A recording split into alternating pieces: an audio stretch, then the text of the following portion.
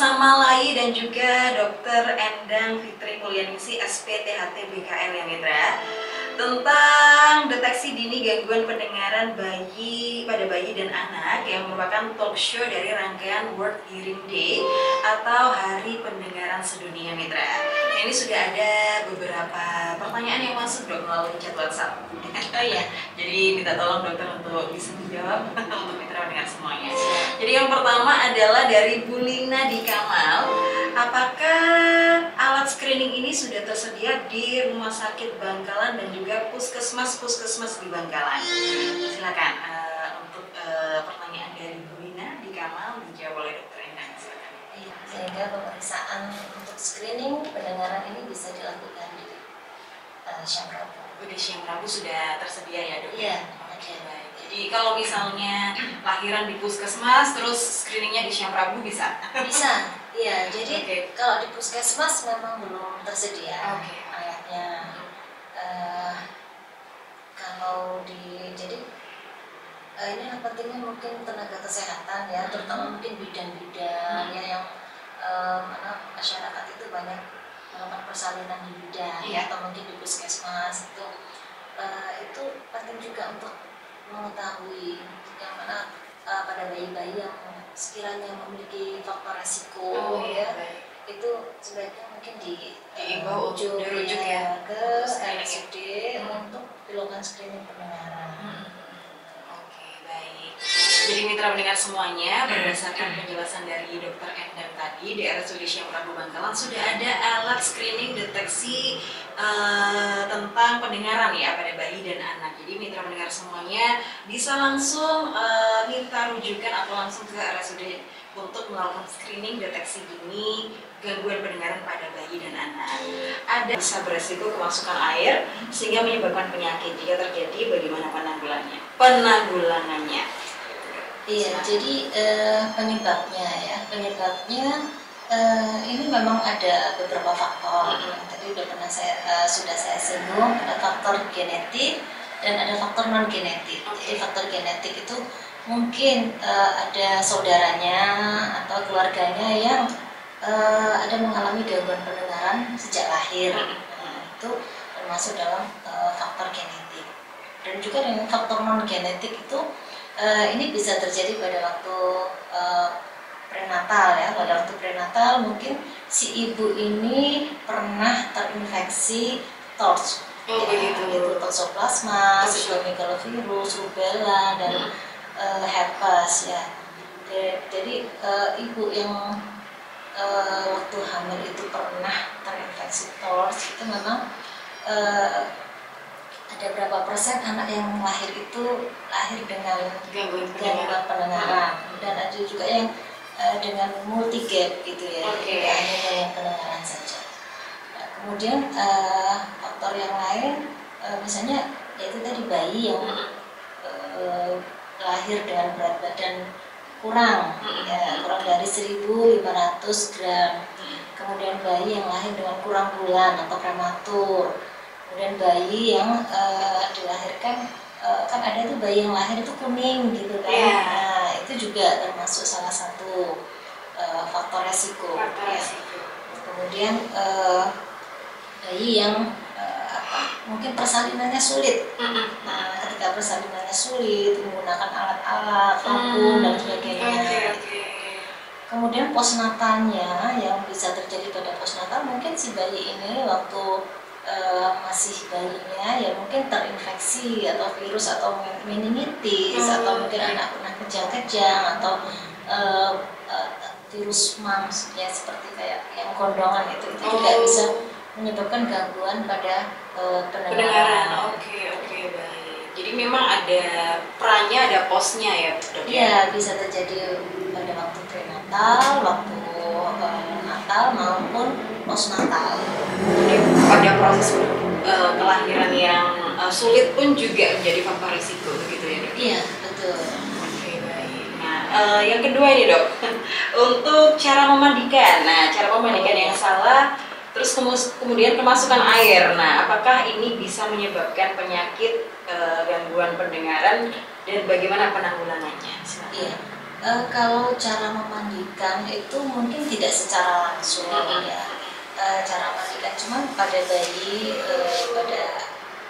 itu kan kadang-kadang kan apa yang masih ketika lahir itu kan kadang liang telinganya itu masih tersumbat oleh kayak cairan ketuban gitu kan, kayak semacam lemak-lemak gitu kan. Ya itu mungkin karena ada sumbatan ya, sumbatan mungkin cairan ketuban atau apa, itu juga bisa menyebabkan gangguan pendengaran. Tapi itu yang sifatnya konduktif. Jadi gangguan pendengaran itu ada yang sifatnya konduksi ya, jadi ada gangguan dalam hal penghantaran, ada juga yang gangguannya sensori neural karena sarafnya. Nah, pada bayi-bayi yang lahir dengan gangguan pendengaran pada sejak lahir itu kebanyakan yang sensori neural, Pak. Nah, jadi kalaupun kita mau melakukan screening pendengaran dengan alat yang OAE ya, itu kita harus pastikan dulu telinganya bersih. Nggak ada kotorannya, nggak ada istilahnya tai kuping lah ya, nggak ada. Jadi akses liang telinganya itu harus bersih.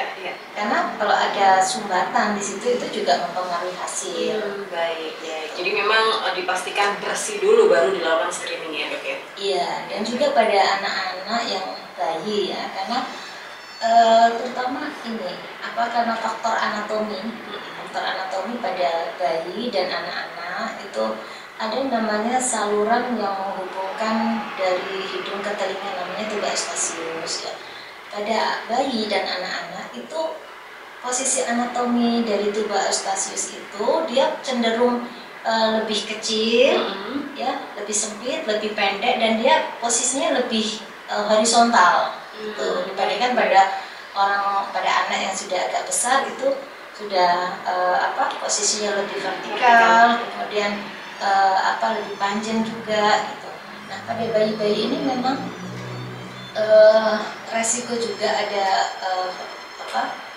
lebih sering mungkin karena posisi waktu menyusu sambil tiduran. Nah, itu bisa juga kadang-kadang air susu itu bisa masuk ke melalui saluran itu sampai ke telinga tengah. Itu juga menyebabkan gangguan pendengaran kalau tidak diatasi dengan baik. Dan juga pada anak-anak yang paling sering itu congek curug ya, kalau orang Madura itu berair itu ya. Nah, itu kan sering terjadi pada anak-anak balita, anak-anak kecil ya, masih bayi, itu kadang-kadang sudah telinganya udah keluar cairan. Nah, itu juga bisa menyebabkan gangguan pendengaran kalau tidak dilakukan pengobatan secara benar. Jadi ada memang gangguan pendengaran itu yang bisa kita cegah, ada juga yang tidak bisa kita cegah gitu. Yang tidak bisa kita cegah ya gangguan pendengaran yang terjadi sejak lahir, yang karena sensori neural, karena sarafnya. Tapi kalau karena konduksi ya, karena infeksi, itu seharusnya bisa kita cegah. Bisa ya, Dok ya. Cuman bagaimana kita sebagai orang tua ya menganggap soalnya gini, Pak. Kadang ini ya, anak-anak misalnya, dan seringkali kan congek apa curug ya, itu kan selalu diawali dengan anak itu sakit batuk pilek. Sakit batuk pilek kadang-kadang kan udah dianggap sakit yang biasa itu kan, nggak apa-apa, nanti sembuh sendiri gitu kan. Nah, ketika anak itu sudah kemudian keluar cairan dari telinganya, barulah mereka periksa gitu. Nah, kadang-kadang periksanya juga macam-macam. Ada yang periksa ke bidan, ada yang periksa ke puskesmas, ada juga yang langsung ke dokter THT. Gitu. Nah, itu sebaiknya bagaimana, Dok, kalau misalnya seperti itu? Ya, karena seringkali sebetulnya ya penyakit-penyakit yang menyebabkan keturunan itu ada yang bisa dicegah. Kalau itu ditangani secara benar. Nah, seringkali yang kita dapatkan pasien saya itu dia mulai balita lah ya, mulai balita itu sudah sakit congek, sudah curug, udah keluar cairan, tapi mereka tidak pernah ke dokter THT. Mereka berobat ke tenaga kesehatan, entah itu ke bidan atau ke puskesmas. Nah, memang ada beberapa faktor ya. Ketika sudah penyakit itu sudah berlanjut sedemikian menjadi penyakit yang kronis, bahkan yang berbahaya tipenya, itu mereka baru datang setelah beberapa tahun, ya, baru ke dokter THT dan sudah ada gangguan pendengaran dan mau nggak mau itu udah nggak bisa diobati secara obat maupun tetes telinga dan harus operasi, dan itu pasti mengganggu pendengaran. Nah, inilah pentingnya bagi orang tua kalau misalnya tidak menganggap enteng, ya, karena sudah keluar cairan pun masih dibiarin, ya, nanti sembuh sendiri. Jadi memang kalau memang ada saran saya mungkin untuk ibu, kalau misalnya memang ada masalah dengan telinga, ada keluar cairan, ya berobatlah ke dokter THT kayak gitu. Karena pasien saya itu ya mereka berobat ke tenaga kesehatan, tapi bukan ke dokter THT gitu ya. Bukan yang benar-benar spesifik spesialis gitu ya, dok? Mungkin tenaga kesehatan bidan atau dokter di puskesmas paling kan sudah memberikan pengobatan, ya, cuman seberapa besar ada kuat pengobatannya itu, dan yang penting ini edukasi yang kita berikan kepada pasien. Jadi gini, kalau anak keluar dengan ada gangguan pendengaran, ya Mbak, ya, kadang-kadang dari orang tua sendiri, kalau misalnya telinganya itu udah nggak keluar cairan, udah nggak meleleh lah istilahnya, ya, mereka menganggap itu udah sembuh, gitu. Padahal itu belum tentu. Ya, bisa ada proses infeksi atau apa di dalam. Jadi bisa jadi mungkin memang awal itu cairannya banyak sampai meleleh gitu kan keluar. Nah, ketika sudah dikasih obat, cairannya udah nggak meleleh lagi, tetapi cairan itu masih ada di dalam, yang itu yang tidak terdeteksi gitu. Sehingga keluarga pasien menganggap ini sudah sembuh dan juga mungkin kurang edukasi, sehingga ya itu nanti datang lagi. Akhirnya menumpuk, nggak selesai masalahnya. Istilahnya berlanjut kronis. Oke, baik dokter. Jadi begitu ya mitra pendengar semuanya. Jadi jika ditemukan tanda-tanda sedini mungkin gitu ya, nah mungkin bisa diminta rujukan ke dokter spesialis THT ya dok ya, untuk mendapatkan diagnosis yang lebih komprehensif mungkin ya dok ya. Oke, baik. Nah, ada pertanyaan lagi dok. Banyak nih pertanyaan dokter. Berarti kan masyarakat ini ya, ada ketertarikan. Karena memang ini hal yang sebenarnya dianggap enteng awalnya, tapi ternyata punya dampak yang luar biasa. Ini memang salah satu ya, kita sebagai di Bangkalan ini kan ada namanya Komda ya, jadi ada Komnas, Komite Nasional, ada yang Komda ya, Komite Daerah. Nah, kebetulan di Bangkalan ini saya sebagai ketuanya Komda PGPKT. Jadi bagaimana kita sebisa mungkin untuk melakukan penyuluhan atau memberikan edukasi kepada masyarakat agar penyakit-penyakit pada telinga yang menyebabkan gangguan pada pendengaran dan telinga itu yang bisa diatasi itu bisa diatasi gitu, tidak sampai terjadi ketulian. Iya, baik dok. Iya, itu penting sekali ya, karena memang pada akhirnya yang akan merasakan mudah dan sulitnya hidup ya anak itu sendiri begitu ya. Kasihan anak-anak kecil gitu kan juga telinganya udah bolongnya udah besar, mau diobati juga ya yang mereka memang harus operasi, nggak bisa lagi dengan obat ya, mau nggak mau seperti pendengarannya akan terganggu. Itu akan membuat gangguan psikologi sendiri ya, jadi mungkin lebih minder. Karena tidak sama dengan teman-temannya. Mau pakai alat bantu dengar kadang-kadang malu juga. Karena terlihat begitu ya dok ya. Baik, ini ada pertanyaan lagi nih dok. Nah, apakah bisa pasien BPJS mendapatkan layanan deteksi pendengaran bagi bayi atau balita? Oh, sangat bisa. Sangat bisa. Jadi alhamdulillah ya. Sangat bisa, asalkan ya memang sesuai ini ya, kita melakukan sesuai prosedural gitu. Ada rujukan dari Vaskes pertama atau dari puskesmas ke rumah sakit di Wali THT, kita akan layani. Gitu. Baik, jadi memang bisa ya dilayani dengan skema BPJS dengan rujukan dari Vaskes pertama. Jadi itu tadi ya mitra pendengar semuanya. Ada satu lagi pertanyaan dok yang masuk, Bu Susan di Arusbaya ini. Nah, ini ini Bu Susanya bertanya, intervensi apa yang dilakukan kepada anak yang terdeteksi gangguan pendengaran sebelum 6 bulan usianya? Silakan Dok. Iya, pertanyaan yang bagus ya. Jadi ketika anak itu sudah terdeteksi secara dini, ya, kemudian kita lakukan intervensi. Intervensinya dengan apa ya? Dengan pemakaian alat bantu dengar. Gitu. Dan tapi tidak semua pada anak-anak ya dengan gangguan pendengaran itu bisa tercover dengan alat bantu dengar. Jadi ada pemeriksaan lanjutan. Jadi ketika anak itu di screening ya, screening dengan alat untuk acoustic emission atau OAE, itu ternyata anak itu ada gangguan pada pendengaran. Jadi OAE atau alat screening itu kan dia sebatas sampai ke koklea untuk melihat apakah kokleanya ini normal apa tidak. Karena memang di koklea atau di rumah siput itulah yang di situ fungsi jadi dari gelombang suara kemudian diubah menjadi gelombang listrik yang nanti itu diteruskan ke otak itu dari koklea. Jadi screening itu untuk melihat apakah anak ini normal apa enggak, kokleanya atau masifnya normal atau enggak. Jadi kalau sudah terdeteksi misalnya ada gangguan dengan pendengaran, itu harus dilakukan pemeriksaan lanjutan.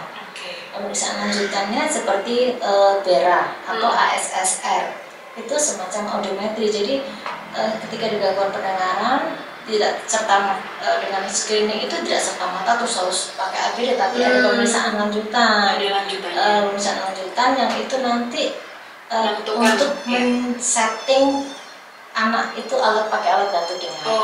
Baik. Sama dengan orang yang dewasa.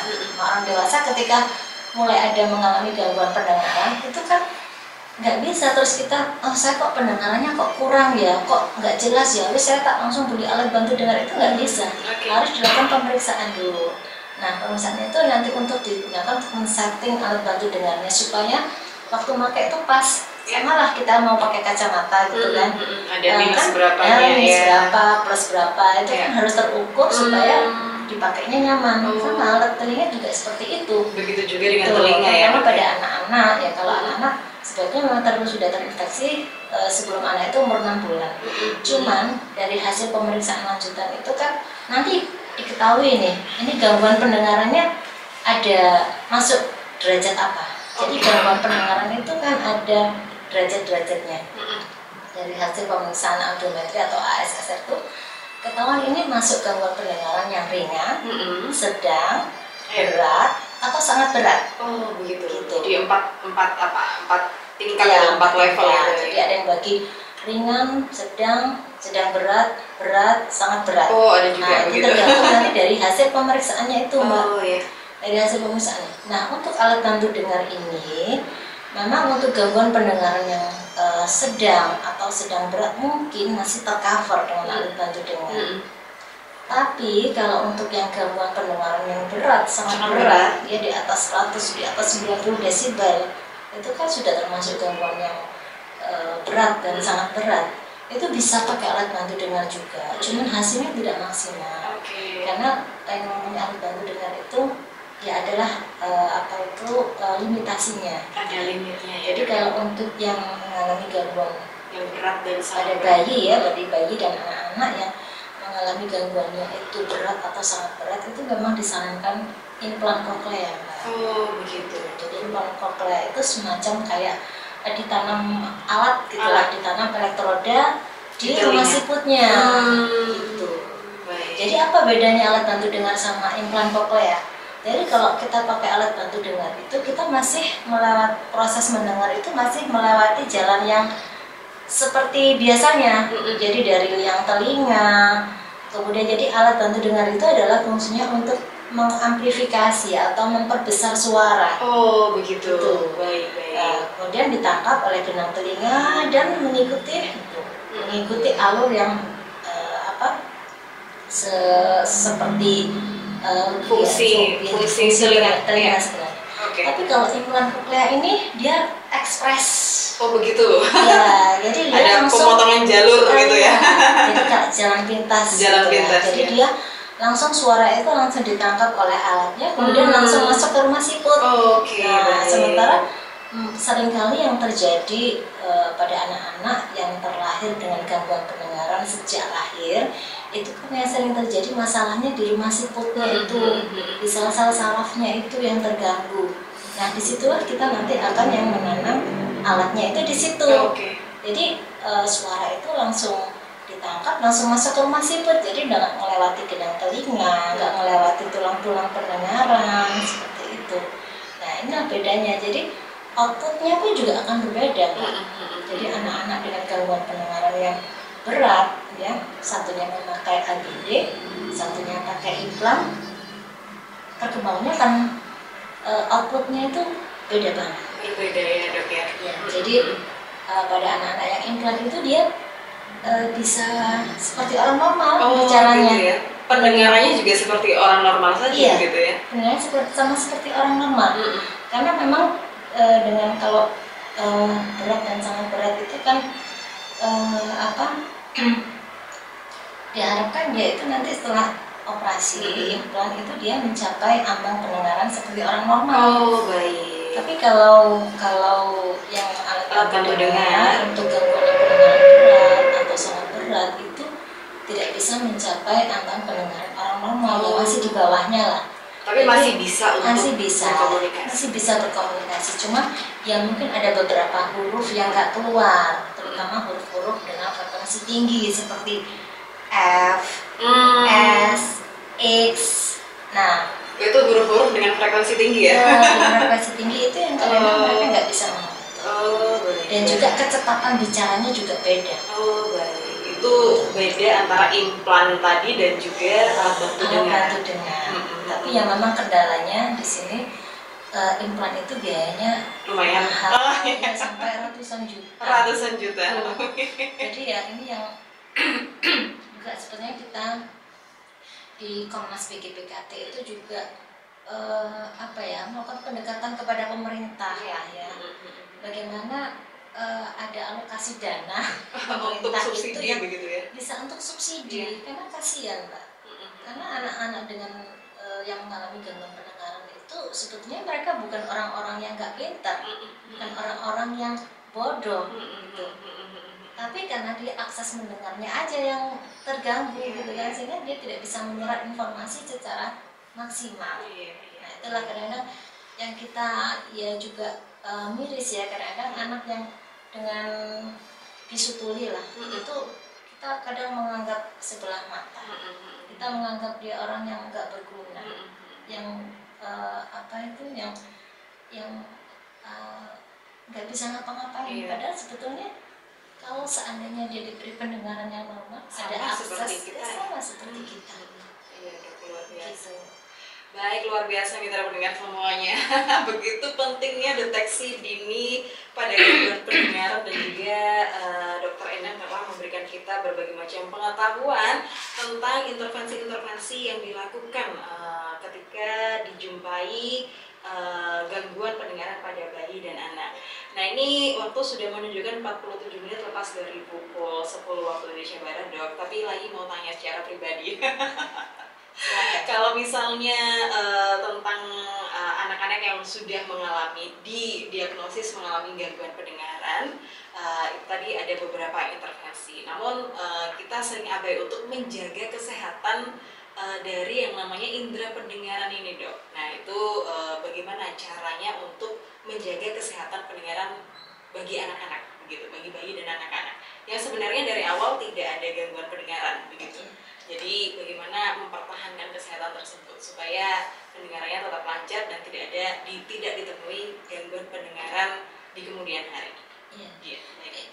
Inilah memang yang kita perjuangkan ya di Komda PGPKT, di Komnas.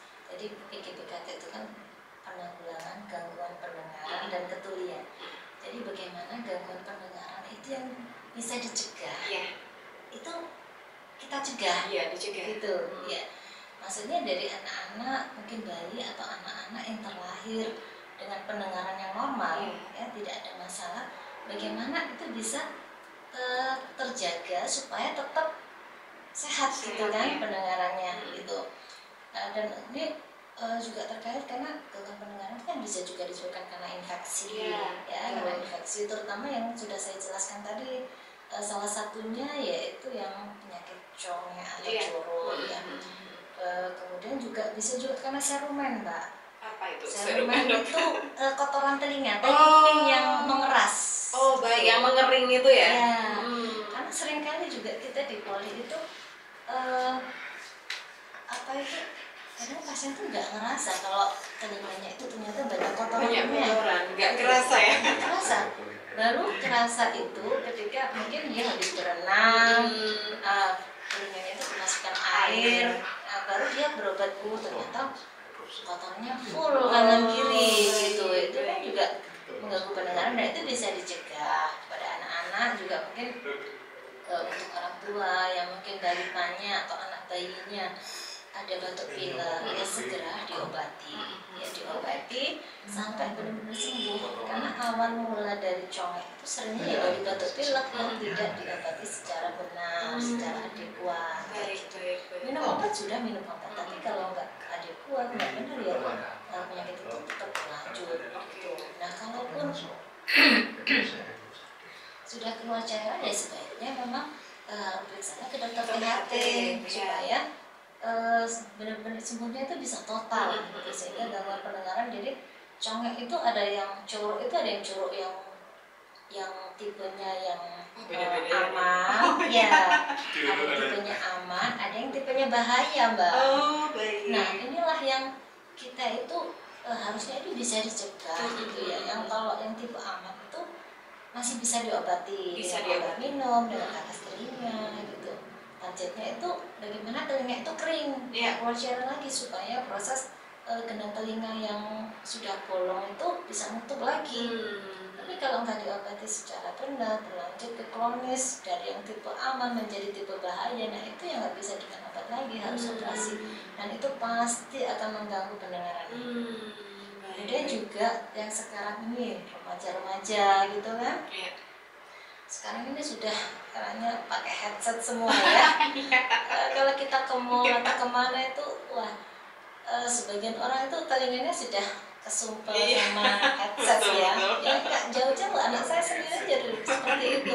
Entah itu untuk mendengarkan kuliah atau apa gitu. Apalagi setelah era COVID, ya setelah COVID itu dimana semuanya daring ya. Semuanya pakai headset. Akhirnya kebutuhan pakai headset itu mau nggak mau meningkat dan ini terus berlanjut meskipun sudah selesai COVID-nya, sudah selesai tapi udah kebiasaan pakai headset. Nah itu pakai headset pun juga ada bisa menyebabkan gangguan pendengaran juga, bahkan ada yang sampai kehilangan pendengaran karena headset.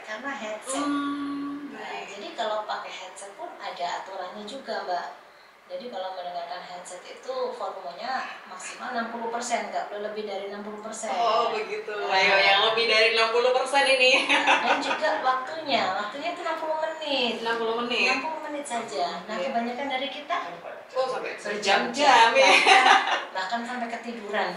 Dari tidur sampai pagi itu headsetnya masih nyala. Itu salah sekali ya. Ketika sudah mulai ada gangguan pendengaran kayak mendengung gitu kan, atau mungkin kok kanan kiri agak beda ya suaranya, nah baru udah periksa. Kalau udah ada gangguan yang tipenya sensorineural atau saraf ya susah juga kita ngobatinya. Untuk bisa mengembalikan ke pendengaran normal itu juga susah. Jadi memang dengan kebiasaan juga kita bisa menjaga ya. Terus untuk korek-korek telinga. Gimana itu? Korek telinga itu kan kebanyakan orang itu sukanya korek-korek telinga. Tapi kadang-kadang ya bukannya kita nggak boleh membersihkan telinga sendiri, bukan seperti itu. Membersihkan telinga itu juga penting ya, tapi kan harus tahu caranya yang benar gimana gitu, supaya nggak kotoran itu semakin masuk ke dalam, atau karena saking asiknya korek-korek telinga sampai akhirnya jadi infeksi, malah nggak sehat, malah sakit kayak gitu. Jadi memang ada caranya sendiri ya. Iya, untuk mendengar semuanya. Saya selalu memberikan edukasi kepada pasien-pasien itu bagaimana cara membersihkan telinga yang baik. Nah, karena kalau orang sini tuh bersihkan telinga itu macam-macam ya, Mbak ya. Kearifan lokal gitu, membersihkan telinga itu pakai bulu ayam. Oh, ada ya? Pakai apa itu? Jepit, peniti, kayak gitu. Peniti itu nggak tajam ya? Ya, jadi macam-macam. Oh, lumayan ya. Gitu. Oke. Jadi memang ini tugas bersama untuk mengedukasi diri sendiri ya dok ya. Iya, untuk menjaga kesehatan indera pendengaran kita. Baik, luar biasa sekali penjelasannya Dokter Endang, dan tak terasa waktu telah menunjukkan 54 menit lepas dari pukul 10 waktu Indonesia Barat. Mungkin terakhir kali ada pesan-pesan untuk mitra pendengar dokter. Iya, jadi untuk pemirsa yang mungkin mempunyai anak-anak bayi atau balita gitu ya, tidak ada salahnya ketika